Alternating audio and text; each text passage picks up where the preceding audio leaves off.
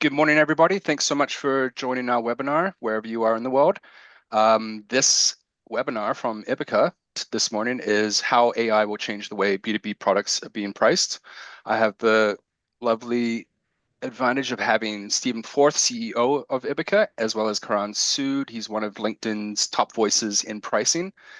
And today they're going to be going through a slew of B2B, a couple of B2C pricing approaches around AI and what's happening, especially key trends in AI and its impact on pricing strategies, lessons learned, and what can be learned from B2C pricing approaches, as well as challenges facing current B2B pricing methods, how AI can revolutionize pricing models, as well as practical steps. And the key focus, obviously, are key takeaways for you guys to implement towards generative pricing strategies. So these key takeaways, we hope you can arm yourself with after this webinar, whether that's today, tomorrow, next week. I mean, before you know it, it's going to be end of Q1 2025. So with how the world's going and AI and pricing these days, everything's going so fast. So yeah, we just hope you arm yourself with these pricing strategies from Stephen and Karan. So before I pass over to Stephen and Karan, we will be sharing the presentation slides post-webinar. You'll get the recording as well. At the tail end of the deck, you're going to see a resource page with all the updated, newly added assets from the Ibica website. If you go to Ibica even right now and go to resources and reports and playbooks, there you'll see two of the latest add-ons that we've put in. That's the net revenue retention report 2024 we did with PeakSpan. So that's the second one we've done, as well as the newly released monetizing Gen AI survey results. So these are just like the initial survey results that we put out with that corresponding roundtable with Mike Mansard from Zora and Kyle Poyer from Growth Unhinged. That's not our comprehensive AI monetization report that we put out in January 2024. That's coming really soon. So if you're part of the Ibica LinkedIn page that you follow us or our value and pricing brief, you're going to be updated either way. So just if you don't even follow us, give us a follow, subscribe, and you'll be in the know whenever we do these new reports and releases and webinars. So without further ado, Stephen, Karan, the floor is yours. Thanks so much. Thank you very much, Leah. I'll get us started here. Stephen Forth, co-founder and CEO at Ibica. And my passion in my career is focused on understanding how we create value for customers, and especially how software applications and AI applications are able to create value for customers. Because if there is no value being created, then there is nothing to price. In addition to my work at Ibica, where I operate at the intersection of innovation, value, and pricing, I lead the 390,000 member design thinking community on LinkedIn. And it's worth remembering that you don't set prices, you design pricing. Karan. Hi, thanks, Stephen. Obviously, that's a good point. You design pricing, and you definitely should check out Stephen's work on design on pricing. So anyway, so as you know, my name is Karan Sood. I'm your friendly neighborhood not Spider-Man, the pricing guy. I've led pricing. I lead pricing at Rakuten Kobo, and I've led pricing in B2B, automotive, print, digital. Billions of dollars in pricing and discounts for the last several years. I'm one of the people who were homegrown into pricing. Like that's where I started, and that's where I am right now.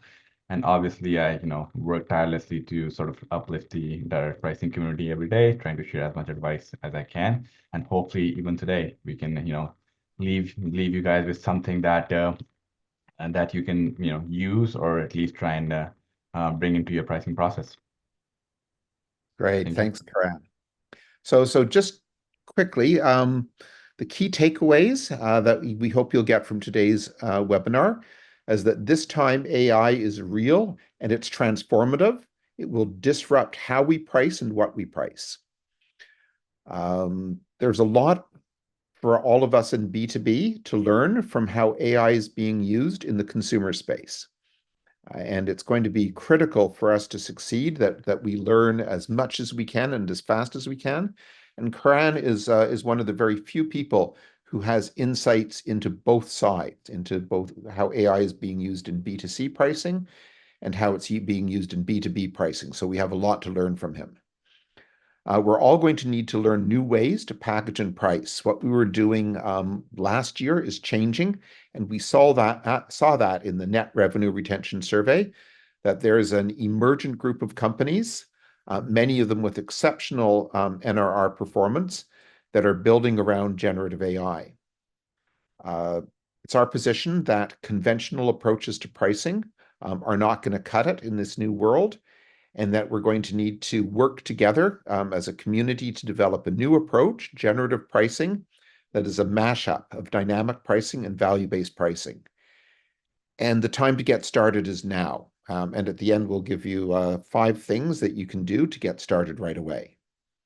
Karan?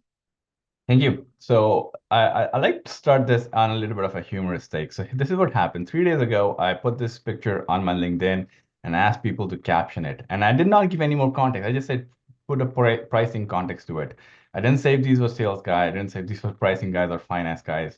And a lot of funny responses came back, and a lot of serious responses came back where people took it really seriously and said, "Hey, these are pricing people working in the dirt, or sales people working in the dirt, something." So, and I said I'll select a couple and I'll bring it forward. So I thought these two resonated very well with me, because and if you're a pricing person, you will relate with these.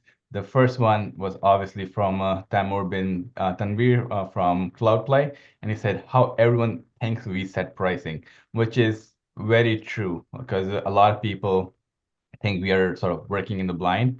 Steven, if you don't mind clicking, yeah. So a lot of people think we have a crystal ball that we somehow go back in a pricing sheet and have a crystal ball and we'll come up with a price. So this was very funny.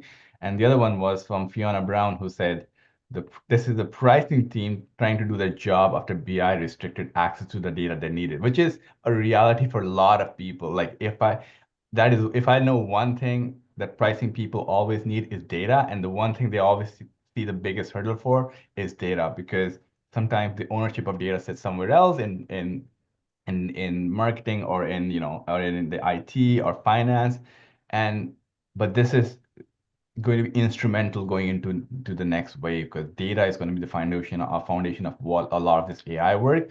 So I hope pricing people get more access and ask for more access going forward. Yeah. So we are in this 4th industrial revolution right now. So as you know, the industrial revolution, the first one gave us sort of the steam engine, and revolutionized our lives and transportation and a lot of other stuff that goes around with it. The second one came through and gave us electricity and mass production. This is where we started producing all these things at scale. That was not possible before, manual labor to automatic.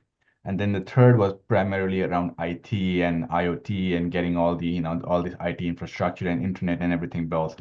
That changed how the second industrial revolution worked. And now we're in this 4th revolution. So we're in the middle of it. That has always been about this big data move and robotics. But now I think we're in the middle of this AI-based industrial revolution now, which has sort of in the last 2 years influenced everything. So here's a stat that I think is very staggering. Now, we can take it with a grain of salt, but McKinsey Global Research sort of estimated the impact AI will have in additional profit for across all sectors through 63 use cases, then use cases around customer service, sales, finance, banking, everything. And they said the impact is somewhere in the magnitude of 4 trillion. Now you can take it with a grain of salt and say 3 trillion or 2 or a trillion for that matter is still not a small number. So when we say the impact of AI on technology and companies in terms of profitability and OpEx is going to be huge. So when you have this 4 trillion or dollar in incremental benefit or value that these companies in B2B or B2C will provide, and then you think back at the value-based pricing and say, hey, how much of that 4 trillion can you really capture? And if you look at a very modest 10% value capture rate, which is very modest, companies will have somewhere between 5% to 30% in value that they'll try and capture with their price. This means there's like 400 billion in revenue for B2B and B2C to be had from AI implementation. Now, how much of the pie belongs to each is debatable, but at least there's a lot of product to be priced, a lot of revenue to be priced, and we want to make sure that we use AI to actually help realize that revenue as well. And what we need to change between now and the next few years to help with that. So, but yeah, so that's one thing. But then we also need to understand where are we as pricing professionals on the use of AI. And I put the survey out there a few days ago and said, hey, how is everyone from pricing incorporating AI into their pricing process? It's not, I know it's early stages. Not a lot of people have the tools, and a lot of companies are right now still struggling with what kind of data to provide AI, what kind of data to not provide, what are the rules of engagement, etc. But I said, okay, let's at least start with the primary use case. You might have multiple use case, but what is the primary use case?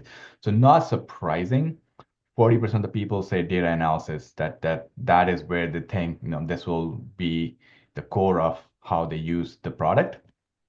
But what I found very surprising is that people came out and said that comparative analysis is something that they're now using the generative AI for, which if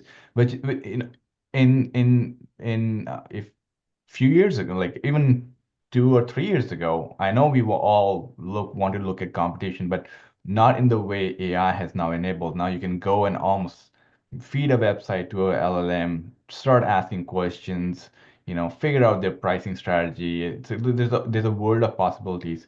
And the one I found very surprising was that value modeling, which I think is going to be a very good use case going forward uh, for AI, is still low in the use case even in B2B. It's like 11% of the people, which is very surprising because I think there's a world of possibilities when you start talking to a model and start asking questions and poking holes in your own model. You feed them a model and then you start asking like, what would you tweak? What would you change? How would you quantify value? And I think there's a lot of value in using AI for value modeling. And I know Stephen's going to talk a whole lot about this in a little bit. So a bit surprised on that one.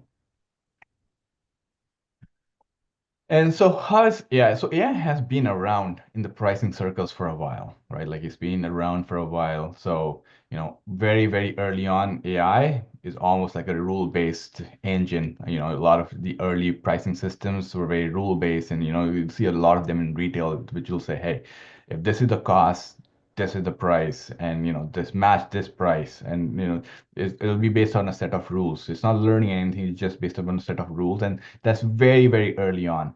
And then in the 1980s, I think airlines were the first ones to basically then start adapting, AI and machine learning to real-time pricing calculations.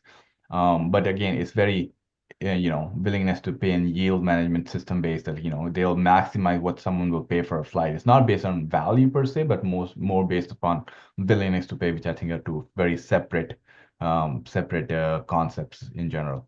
And then, and more recently, in the last 2 decades, since Amazon started to really go into retail and, started looking at providing pricing that is also based on AI machine learning, based on, price matching, competitive price tracking, large scale price changes, etc. So they've done a lot. They've done a lot over the last few years.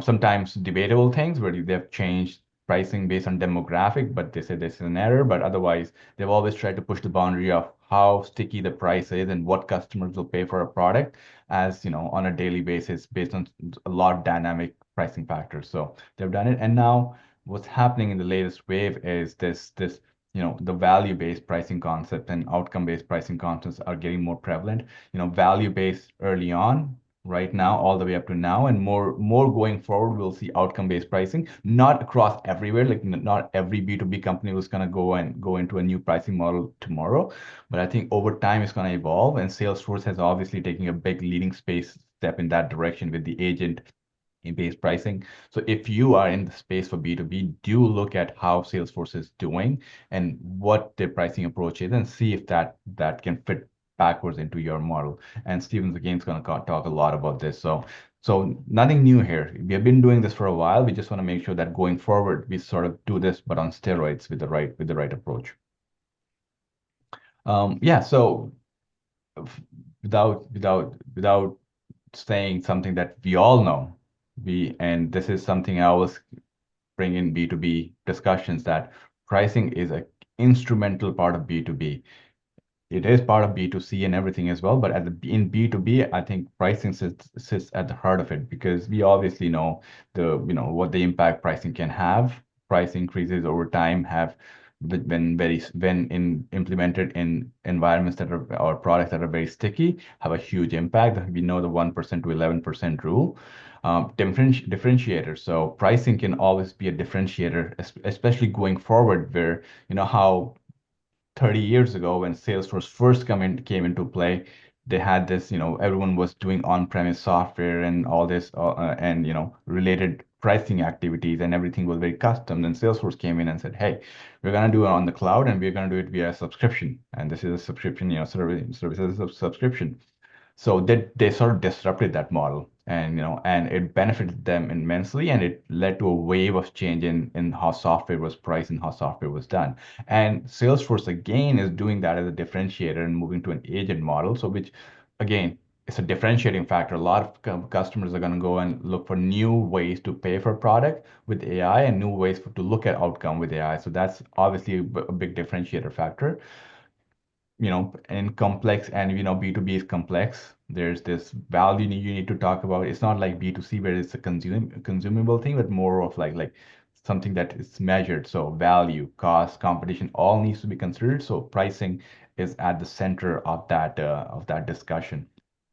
And obviously, a lot of B2B growth right now comes from global expansion, and a lot of almost every big large scale B2B company is now global or has an international product.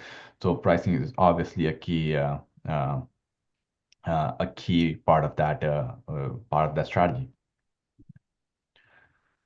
So before we go into the AI discussion, we really sort of need to establish the baseline of the issues we have, and the issues that we think AI will then help us um, um, disrupt in a way.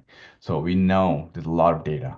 We know it's siloed to a point that we say sometimes too much data and not enough analysis and insights out of it. There's a lot of analysis paralysis sometimes. So that is one.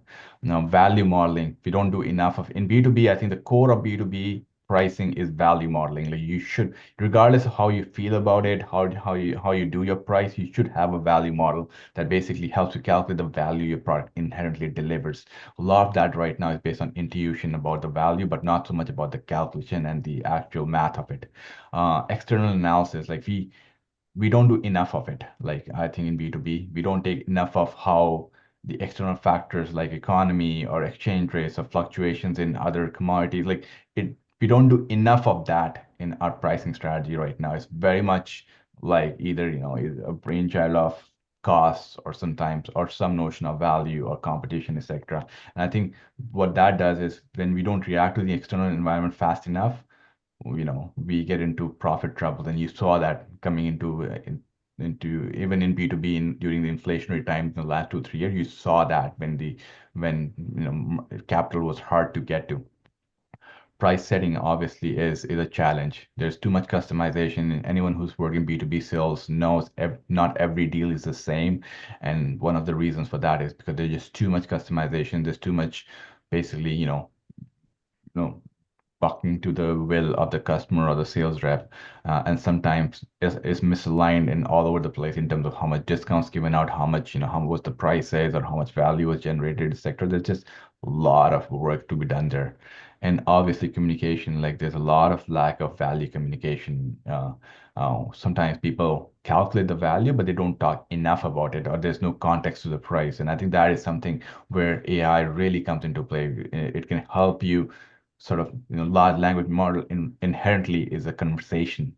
So, using that to frame a pricing and value conversation is absolutely essential. Next slide. So, concepts, when we talk about B2B, and we say about how AI will impact us. Remember, like we got to start porting over concepts from B2C to B2B, because B2C has done a lot of work around AI over the last several years. And if you really think about this from a transportation industry point of view, and I love it because we all know, Uber is the darling child of machine learning and AI in a way in B2C. Remember, like years and years ago, if you had to go from point A to point B, the only thing that really impacted price was distance. Then over time, more cars came on the road, and people said it's actually taking longer to get from point A to point B. So it's not just about the distance that you travel, but also time. So anyone, you stop at a stoplight, you stop at, a red light, it's still running. The engines, the meter is still running. You're still getting charged. So time and distance. Then Uber came into play and said, okay, it's distance, sure, it's time, but it's also time of the day. And then they added a whole lot of new factors and new new new layers of variables to it, which is like distance, time of the week, supply, reservation type. Are you booking ahead of time? Are you booking on the go? Or what kind of car do you want? There's just a lot of data. They introduced this whole concept of dynamic pricing, which is now getting ported over into other industries. In like now you talk about even fast food industry wanting to talk about this, restaurants industry wanting to talk about dynamic pricing. It has its drawbacks, but at the same time, it's on the long run, I think a lot of the work on B2B and B2C side is going into dynamic pricing and how to best leverage it. And it's already happening. Like DHL does a lot of this dynamic pricing with inputs from from like costing to efficiency to a host of other factors that impact transportation, and basically saying here's the new price based upon the latest factors and how you want your service. Banks do it for option pricing. There's a lot that can and you can start building in all these and all of these into your own pricing on the B2B side and see how it impacts it. um, Next slide. Yeah, and before I pass over to Steven, one of the other use cases that we think is going to be instrumental in B2B going forward is going to be this notion of natural language processing, NLP, right? And to give you context, what that means is when you use Google Translate, for example, it's not just a dictionary that, where you feed in a word, it looks up a dictionary at the back and says, here's the literal translation of that word.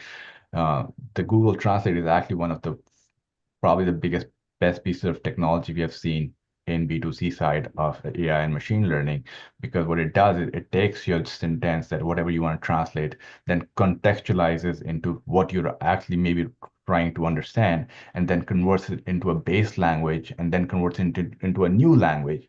So not everything is converted, for example, like from French to English to Japanese. It's converting from French to English to understand the context, and from English to Japanese in the end. So it's basically and I think is going to be a huge use case for us in B2B, especially in like contract optimization and in B2B. So we know terms and contracts are a big source of leakage of profitability in B2B. We know how, there's a price, and then you have the terms, and then you have discounts, and then you have, all sorts of discounts for payment, et cetera, et cetera. And then by the time you get to the net price, you've lost a lot.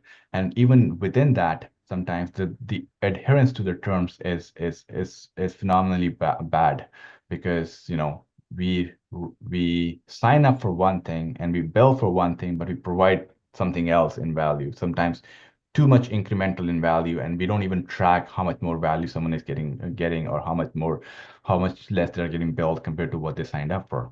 So one of these things is going to be the contract optimization using natural language processing. So basically, you will be able to feed AI contract, which you can do right now. Now you can start using chat, even something as similar as ChatGPT or your own version of corporate GPT that you have. You start feeding it contracts, you add the context, and it will give it real results of what has happened, and you can start to basically look at what exactly are the right terms that are getting adhered to, what are the terms that we should have, are we abiding by the RFQ. So there's a lot of work that I think is a low hanging fruit from a pricing point of view, that we can start to analyze and use. So if you're not using it yet for your contract optimization, I highly recommend that you start feeding contracts and basically almost like, because contracts are complex and it's hard to work with, and this is actually making it very easy for you to sort of understand it from a pricing point of view, terms for like price changes, etc. So a lot of that is happening, and I think that is something that is something to take care of. So something to look into. And I think, and here I'll hand off to Stephen, I guess. Yeah. Thank you, Karan. Just before we go on, I was at the Usage Economy Summit, sponsored by Logisense here in San Francisco yesterday. And one of the things that came up, which I think speaks to what you were just talking about on the contracts, is that your existing contract terms often limit your freedom of movement when it comes to redesigning your pricing. As a common example, some large contracts have a most favored nation clause in them, which says that you cannot give anyone better pricing than you are giving, than that person is getting. And so I think what Karan just described, running all of your existing contracts through in order to understand, one, how do they constrain your ability to design pricing? And how are they going to impact your ability to move customers onto a new pricing model? It's a very important thing to understand.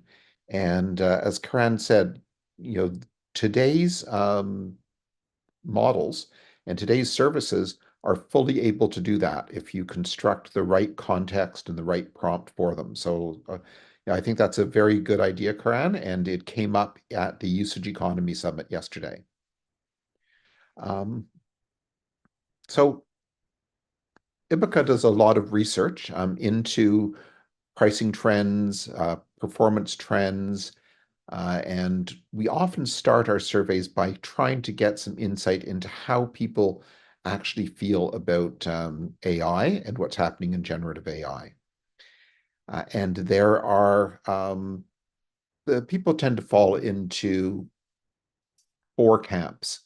There are people like me, and I admit, I'm very bullish about this stuff. I use generative AI every day. It has largely replaced Google search. I use it in my work. I use it with my family. I use it for my interests. I find it compelling. But there's another group of people who feel it is much more of an incremental change. So if you think of Clayton Christensen's language and approach, that this is a sustaining innovation, not a disruptive innovation.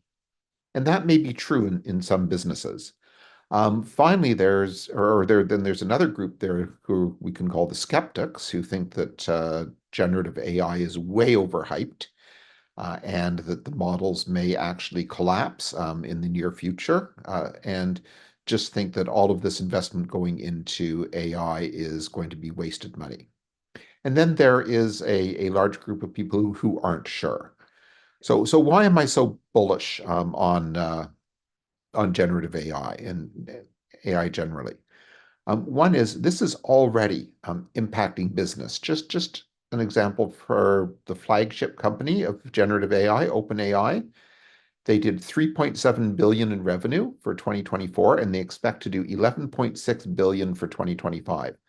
Those are large numbers, and they have grown to those numbers very quickly. I know some will say, yes, but they're losing a huge amount of money. That's true. They are making massive investments. And what are the investments in? The number of parameters in these large language models is growing very quickly. We are already seeing trillion parameter models starting to appear. And for those of us in North America, it's important to remember that this is not just a US or North American thing. Remembering that deep learning is really a product of Geoffrey Hinton, the recent Nobel Prize winner in the University of Toronto. But there are also large models being built and implemented in China, and some very important models being built in Japan and Europe as well.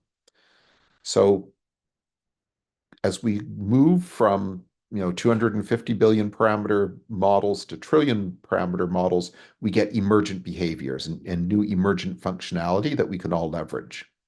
Second thing is the current generation of models are multimodal.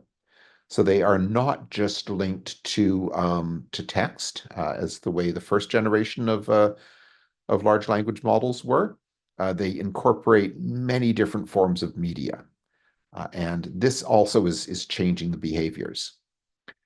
And then one of the most exciting things to happen this year is OpenAI releasing its reasoning model, O1, which was originally called Strawberry. And O1 is important on many levels. One is it allows you to address some of the complex challenges that we have with value and packaging and pricing in a way that we could not have imagined doing 6 months ago. Second is O1's pricing itself is pretty interesting. O1 is expensive. It's roughly, the raw prices are roughly 3 times what they are for GPT-4. But when you look in detail at how it actually works, where OpenAI has added the notion of reasoning tokens that they charge for, you can expect an O1 application, an application using reasoning models like O1 to be anywhere from 3 times, if you're lucky, to 6 or even 9 times as expensive as garden variety generative AI. And that means that if you're going to adopt such systems, as Ibica plans to do, you have to really be able to generate an awful lot of additional value that you can capture into price. So this wave of trillion parameter multimodal models and reasoning models is going to crash through all B2B software in 2025. And the other really interesting thing is, how is all of this functionality going to get packaged? I'm sure most of the people with us today are aware that Salesforce has announced Agentforce and has claimed that it expects to have 1 billion, that's billion with a B, agents deployed by the end of 2025. And it's possible that agents will become one of the standard ways that AI functionality gets packaged and priced. And that means that we all need to get really good at understanding agents and agent-based pricing. And finally, agents are not just acting on their own. Increasingly, we're seeing agents interacting with other agents. So this leads to pricing, packaging, pattern, family of agents. But we also need to be aware that increasingly we're going to be relying on agents to sell for us, as in AI-based SDR applications and AI-based conversation applications. But it's not just the selling that's going to be done by agents, it's the purchasing. And one thing that Ibica did over the past year is develop a framework for using generative AI to evaluate RFPs, requests for proposals. Any of you who's been in the enterprise space knows that RFPs are something we have to endure. When we're buying something, we often get RFPs that can be 100 pages long. And let's just say that you've shortened it down, your list to 3 vendors. You probably have 5, but let's say you've gotten it down to 3. That's 500 pages. None of us are able to read 500 pages of RFP documentation and understand it, but our generative AIs are easily able to do this and give us insights. So what does this mean? So models are getting larger. They're going multimodal. Applications are using multiple models, and that's something I'll come back to in a second. And agents are multiplying. So the performance of AI applications will grow exponentially, with many new applications becoming possible. And interactions with these applications will become much more human. Conversational interfaces with agents are going to become the norm. So these changes are already here, as the Vancouver science fiction writer William Gibson said, the future is here, it's just not evenly distributed. So everything that Karan and I have been talking about is already happening. And what does this mean to, in B2B pricing? First, we're going to have to act faster. With this amount of change, we're going to have to be able to become much more flexible and adaptive. Karan mentioned this earlier. We're going to need to be able to integrate data from multiple sources and not wait on complex API-based integrations. We're going to need to accelerate the generation of value models and value stories and pricing models so that we can respond to the change that's happening in the market. And I believe we are moving into a world where pricing will be generated for each customer based on their configuration and context. And that the whole world of packaging is going to become much more dynamic and adaptive. So in order for pricing to adapt to this change, pricing is going to need to be much better informed. So again, Karan spoke to this earlier. We need to get data from more sources faster and integrate it in a better and more responsive way. So pricing needs to be responsive and able to change. A quick story here. We have some customers in the BSS space. BSS are the software operating systems for mobile networks. Now, 4 or 5 years ago, if you wanted to stand up a BSS system, it would probably have taken you 18 to 24 months. Over the past 2 or 3 years, companies have productized this, and they can now stand up a BSS in 3 to 6 months. But there is one company, at least in the BSS space, that has entered recently that makes use of generative AI to be able to stand up a BSS in minutes. So in the course of 5 years, we've gone from 18 months to 3 months to minutes. Now, if you can stand up and configure a complex solution in minutes, you better be able to price it just as quickly. This brings us to some questions about what's going to happen in the future and how do we get prepared for the future. And I just want to call out 2 really big questions that we all need to be thinking about. One is, can we use synthetic data in pricing research? So coming back to OpenAI's O1 reasoning systems for a moment, one of the reasons that OpenAI wanted to get O1 into the market is because O1 generates data that it can use to train its next generation models on, such as Orion. And increasingly, more and more of the data that we are going to be using to design pricing and to optimize pricing is going to be synthetic data.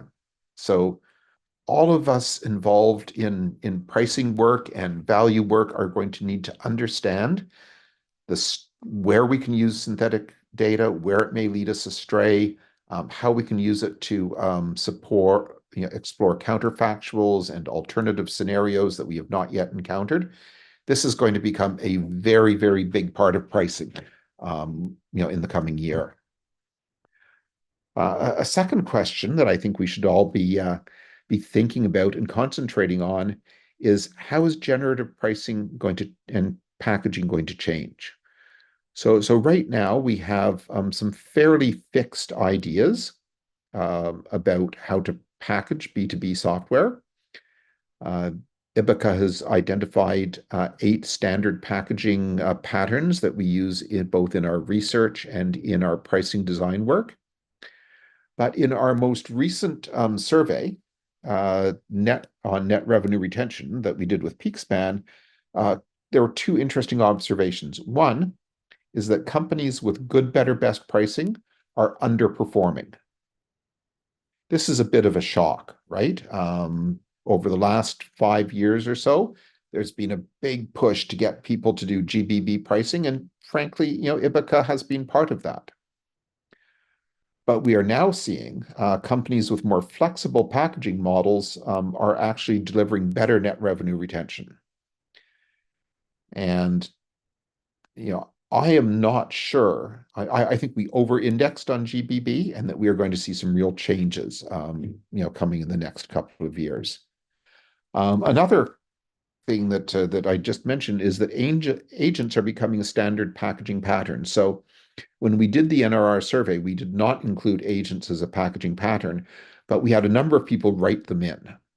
We always have that other category, and people started writing in. Our packaging pattern is agent-based. And with Salesforce's announcement, I think this is just going to be accelerated. So is agents the right answer for your software? Maybe, maybe not, but you should at least be considering that. Now, it's not necessarily easy to just adopt generative AI. It takes a lot of work, and you need to develop some new skills.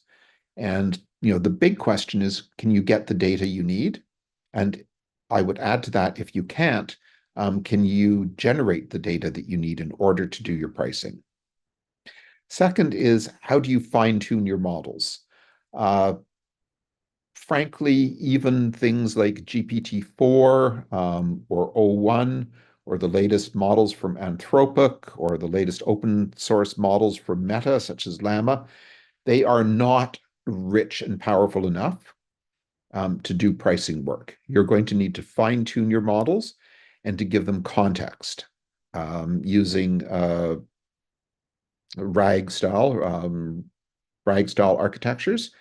So you're going to really need to be able to take the models and fine-tune them for your purposes, for your industry, and then be able to pour lots of context into the models using things like RAG architectures.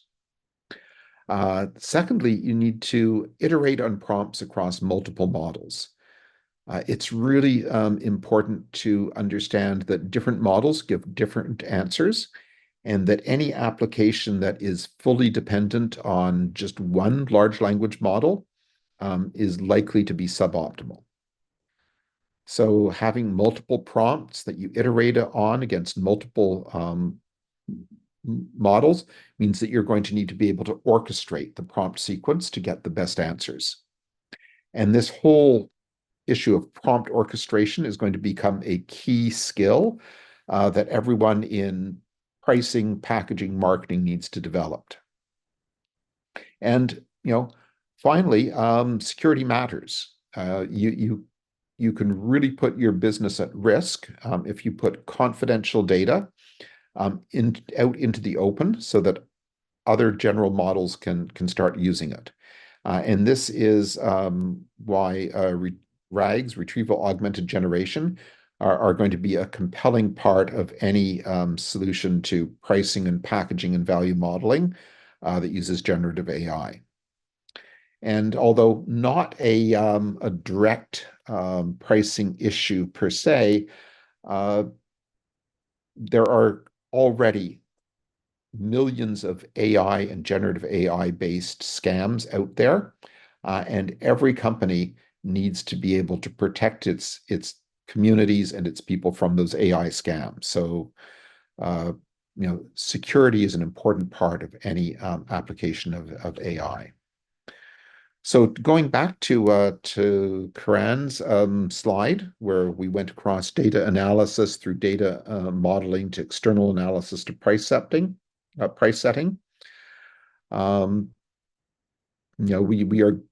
This generative AI is going to impact every part of this chain.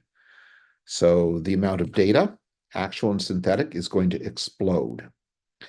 And that will be used to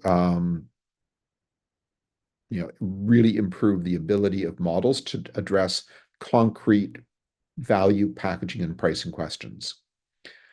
Value statements and value models are going to be built using generative AI. This is going to be a huge shift in how our world works and change the landscape for all of the value management and pricing management companies. External analysis is going to become much, much better, much faster. And again, if you're not using generative AI for competitive analysis, the time to start is right after this session. And generative AI is going to change how we approach price setting. It's going to change how we design our contracts, but it's also going to lead to highly configurable price configuration and optimization. So a big part of this then is going to be to understand how are we going to solve these challenges. And at Ibica, we have been working together with other people in the pricing community to design a new approach to this that we call generative pricing. And what generative pricing is it takes the power of traditional dynamic pricing and traditional value-based pricing and brings them together into a new application, a new pricing methodology that is suited for the emergent properties of generative AI. So it becomes very, very customer-centric and flexible. The focus is not on price optimization, it's on value optimization. Because as we said right at the beginning here, if you are not creating value and differentiated value, you don't really have anything to price. Value models and value stories are going to become much more personalized. Adjustment is going to have to happen real time, and differentiation is going to have to happen against multiple different areas. So this mashup of dynamic pricing and value-based pricing is where we think we're going to need to go in the future. So just to wrap this up, 5 things that you need to start doing now. Make generative AI part of all your work. Get used to designing prompts, over and iterating on them, and providing context across multiple models. And I think that this is an important point. If you are relying just on ChatGPT, you are only seeing a very small part of the potential of generative AI. No one model is going to be sufficient to address our future. You can start getting your applications ready for the future by making sure that you're using feature flagging so that it's easy to quickly change configurations. And this is going to be a key thing that enables the future, is being able to quickly and dynamically change configurations for each customer and for customers over time. Use generative AI to estimate the value you are creating for each of your customers. Start working on this today, and if you need help, we are happy to step in with you and show you how we use this approach. Use generative AI to evaluate your proposals. Take every proposal that you're putting out and run it against a generative AI to get suggestions on how to improve. And then use generative AI to compare yourself to your competitors and see what the Gen AIs think of you. And we're all going to have to start working on what is now called GEO, which is the generative AI equivalent to SEO, or search engine optimization. So I think these 5 things are all something that we can all start doing right away. You may not want to try everything all at once. Although we are moving into a world where it's everything everywhere all at once. That's what generative AI feels like to me. But we hope that this has been helpful in moving you further along on your path. So I think we have a couple of minutes left. Yeah, we have a few minutes left. Questions and suggestions and things that people would like to dive in on. Yeah, Stephen, we had a question from Roxana. If you could just comment on AI and data privacy. I know you touched a bit about that, about securing your AI. But yeah, if you had anything to add to that. Yeah, so it is it's going, so first, the generic models are not strong enough to answer pricing questions. So you are going to have to enrich them with your own data. So how do you do that? And it's going to be critically important that you architect to protect your data and to make sure that it does not leak out into the general models. So for this reason, fine-tuning models such as GPT-4 or Llama could come with risks. There's always risks that can leak. So we believe that retrieval augmented generation, or RAGs, are really the way to go.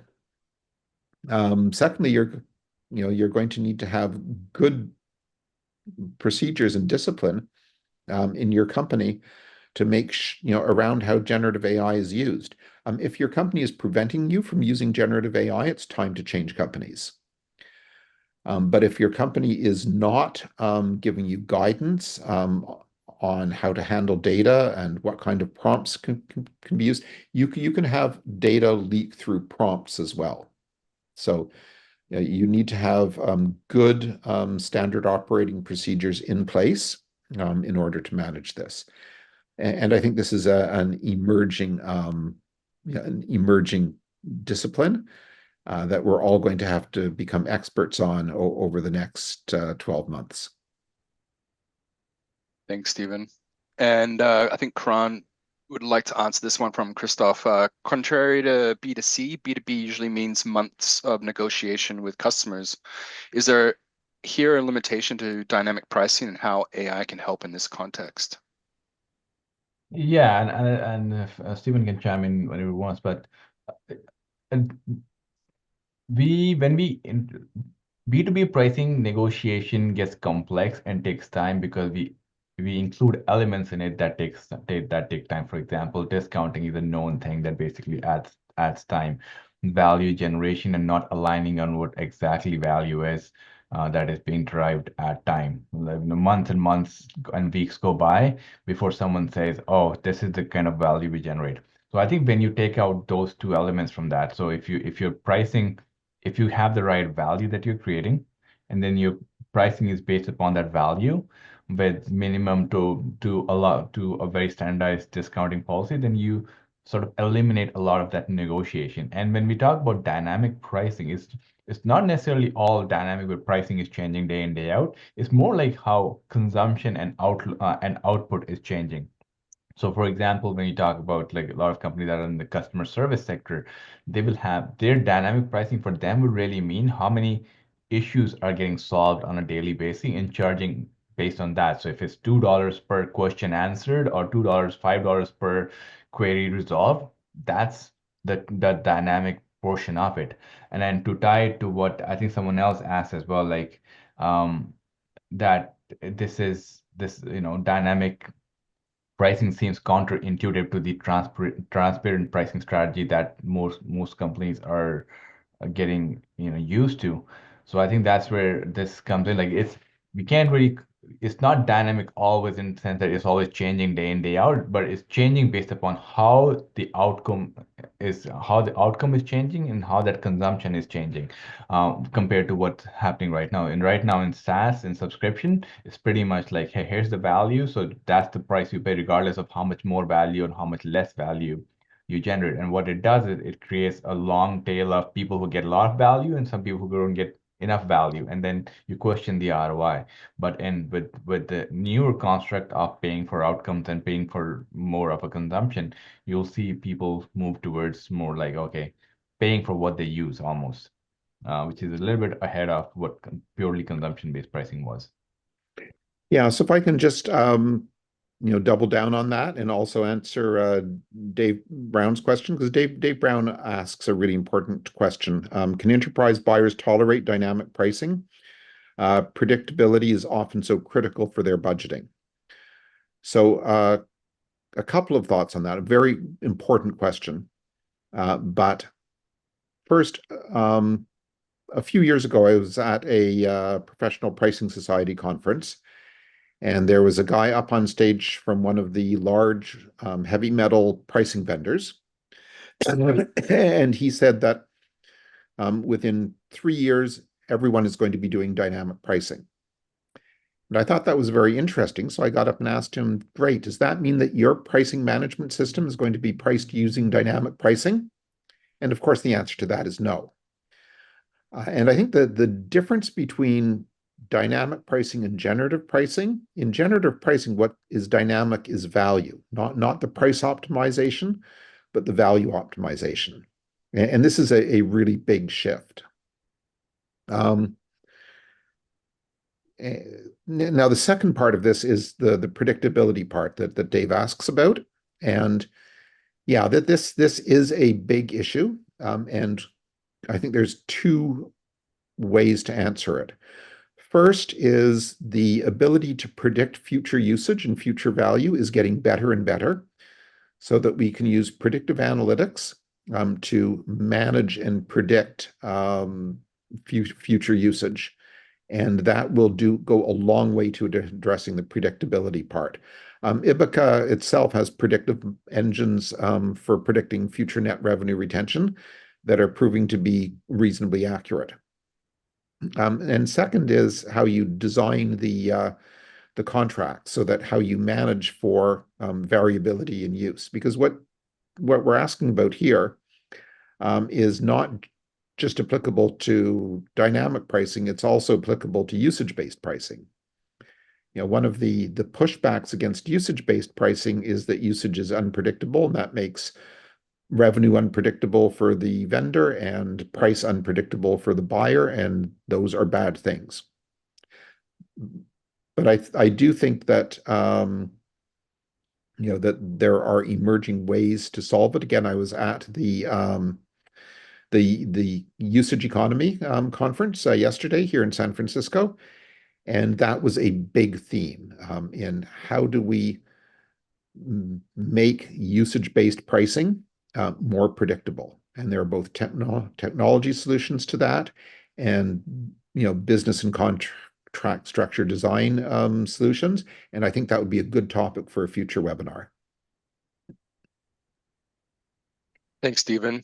Evelyn asked, and I think we just have time for maybe one more question because you got to run to an airplane, Stephen. And I think, yeah, any other question that we don't answer here, I'm pretty sure we're just going to package that up into a blog post just as usual, right? I think Karan and Stephen, we can all put that together, put our heads together. Anyways, Evelyn asked, doesn't value-based pricing also mean different people will pay different price for the same product? That is counterintuitive to the transparent pricing that many companies are moving to. Thoughts on avoiding this trap?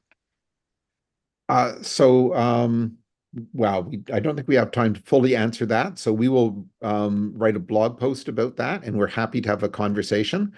But I think that the whole notion that you're going to have fixed products is going to melt away. And that increasingly, rather than having a product, you'll have a solution that is continually dynamically configuring for that user or for that buyer so they get the most possible value. And we really have to shift our thinking away from pricing optimization to value optimization. And the core thing that people in pricing need to be focused on is not how do we extract the last cent from our customers, but how do we generate the most possible value for our customers by having much more adaptive and flexible configuration approaches. So, again, these are all extremely good questions that we're going to need to get to. But I think that we're going to have a follow-up, Liam and Karan. And thank you very much, everyone, for all of your comments and questions.